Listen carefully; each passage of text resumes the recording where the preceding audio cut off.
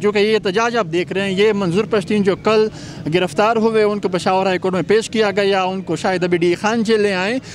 بنیادی طور پہ اس کے خلاف ہے کہ ہمارے جو قائد ہیں، جو لیڈر ہیں، ان کو یعنی کہ ریلیز کیا جائے، ان کو چھوڑا جائے، ان کو آزادی دی جائے۔ جو منظور پشتون کو انہوں نے اریسٹ کیا ہوا ہے، گرفتار کیا ہوا ہے، ہم پرزور مذمت کرتے ہیں اور حکومت وقت سے کہتے ہیں کہ منظور پشتون کو جلد از جلد رہا کیا جائے۔ تو ہم اس اداروں سے، اس حکومت پاکستان سے بھی مطالبہ کرتے ہیں کہ ہمارے اس مطالبات کو سنجیدگی سے لے لے۔ اسی طرح کسی کو اغوا کرنے سے، کسی کو پکڑنے سے مطالبات حل نہیں ہوتے، اور دن بدن پہلے کی طرح لوگ کم نکل آتے تھے، اور اب آج دیکھو نا اتنے سارے لوگ نکل آئے۔ لہٰذا حکومت سے ریکویسٹ کرتے ہیں کہ یہ بات چیت کے ذریعے،